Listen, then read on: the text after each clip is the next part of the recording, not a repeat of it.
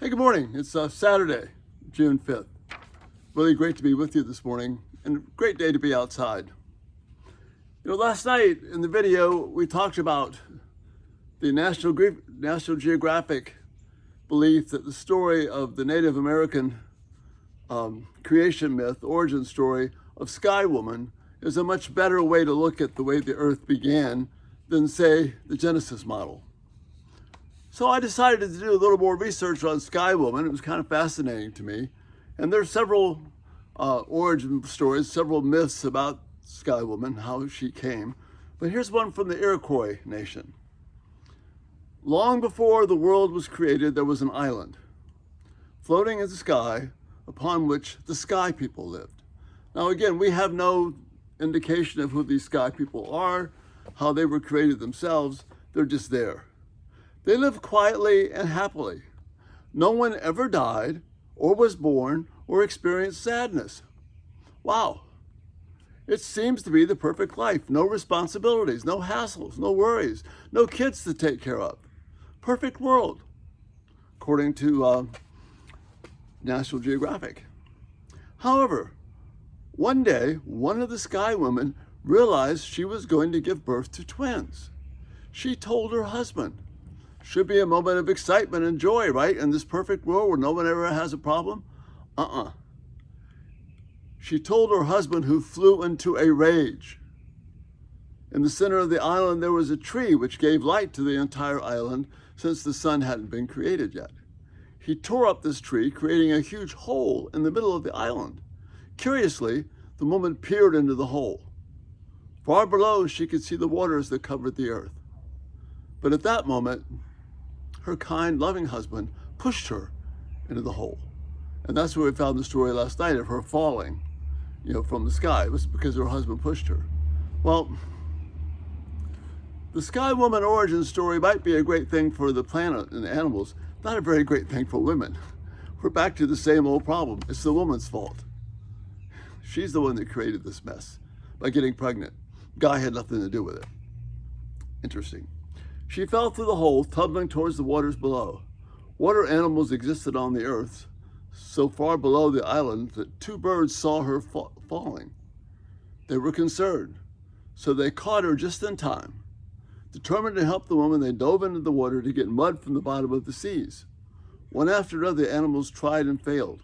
Finally, little Toad tried, and when he appeared, his mouth was full of mud. The animals took it and spread it on the back of Big Turtle, who was in the seas. The mud began to grow and grow and grow until it became the size of North America. So it's kind of an intriguing story.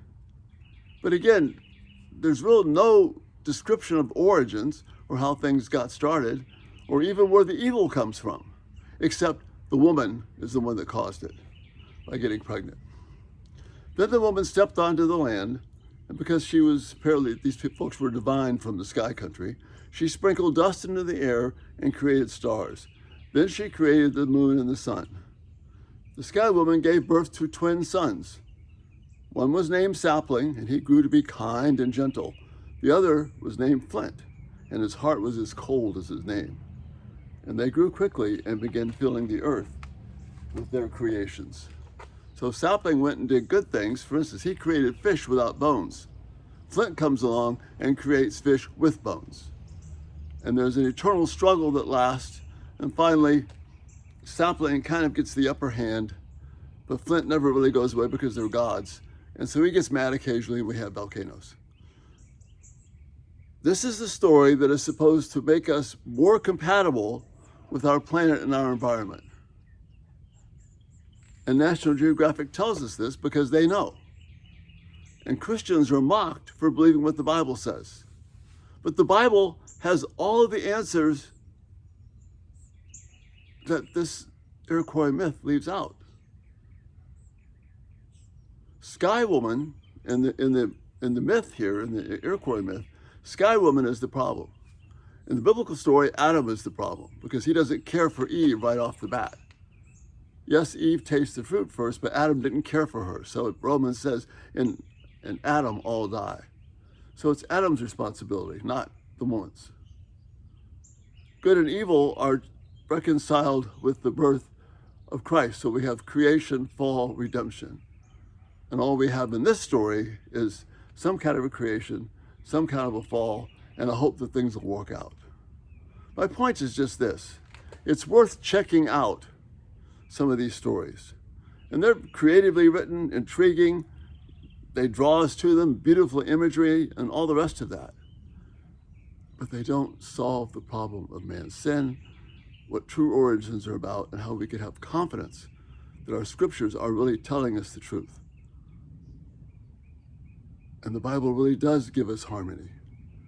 And we were designed to be in unity and harmony with creation. The Bible teaches that.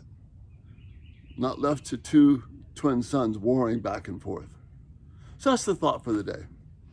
Just want to look at Skywoman and take another look at it and realize that our Bible really is a beautiful, beautiful document that gives us everything we need to know about living in this world and with the planet and with men and women in a way that brings honor and peace.